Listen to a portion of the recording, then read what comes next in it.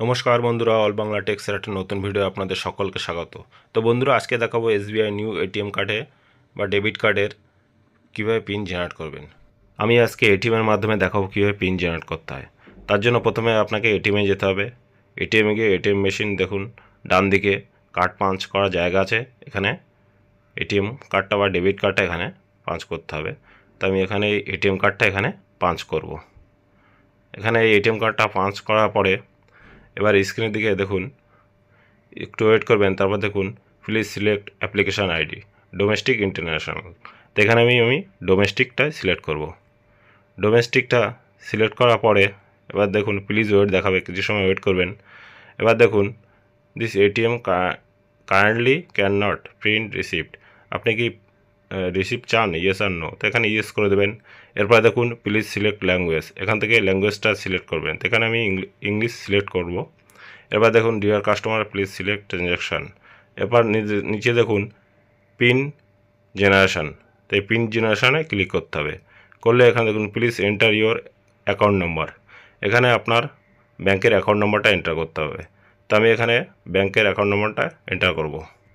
Enter করার পরে এবার নিচের দিকে দেখুন প্রেস ইফ কারেক্ট। যদি কারেক্ট হয় তা প্রেস ইফ কারেক্ট এটা ক্লিক করবেন। তো আমার যেহেতু কারেক্ট, তো আমি এটা প্রেস ইফ কারেক্ট এটা ক্লিক করব।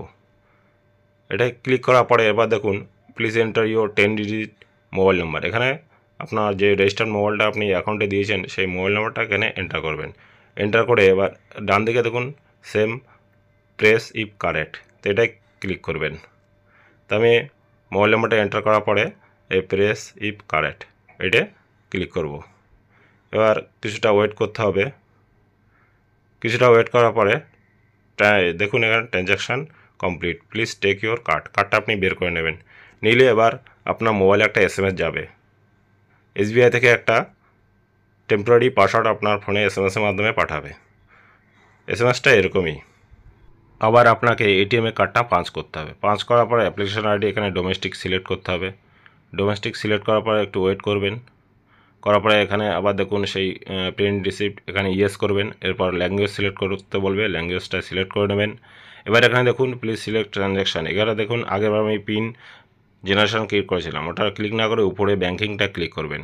ব্যাঙ্কিংটা ক্লিক করলে এবার নিচে দেখুন ডান দিকে পিন চেঞ্জ, এই পিন চেঞ্জ এই অপশানটা ক্লিক করবেন। করলে এখানে দেখুন 10 থেকে 99-এর ভিতর যে কোনো দুটো সংখ্যা আপনি সিলেক্ট করে নিতে পারবেন। আমি এখানে একটা সিলেক্ট করে নিয়েছি। তারপর ইয়েসে ক্লিক করবেন। করার পরে এবার দেখুন এন্টার ইওর কারেন্ট পিন। আপনার যে পিনটা এসএমএসের মাধ্যমে পাঠিয়েছিল সেই পিনটা এখানে সিলেক্ট করবেন। সিলেক্ট করার পরে এরপর এখানে দেখুন এন্টার ইওর নিউ পিন। এখানে আপনি নিজের মনের মতন 4টে নিউ পিন দিয়ে নেবেন। তো আমি এখানে আমার মনের মতো 4টে নিউ পিন আমি এখানে দিয়ে দেবো। এখানে একটা কথা বলে রাখি, আপনার যে এসএমএসের মাধ্যমে যে পিনটা আপনাকে এসএমএসের মাধ্যমে মোবাইলে পাঠাবে সেই পিনটা ওয়ার্ডে লেখা থাকবে। যেমন ধরুন 4242, তো সেখানে FOURTWO FOURTWO এরকমভাবে লেখা থাকবে, সংখ্যা লেখা থাকবে না। তারপর একটা নিউ পিন করার পরে আবার কনফার্ম নিউ পিন করার পরে এরপর এখন দেখুন ট্রানজ্যাকশান কমপ্লিট হয়ে গেল।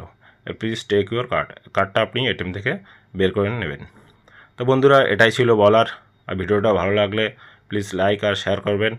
আর চ্যানেলে নতুন কোনো বন্ধু হয়ে থাকলে প্লিজ চ্যানেলটি সাবস্ক্রাইব করে পাশে থাকবেন। দেখা হচ্ছে পরবর্তী কোনো ভিডিওয়ে।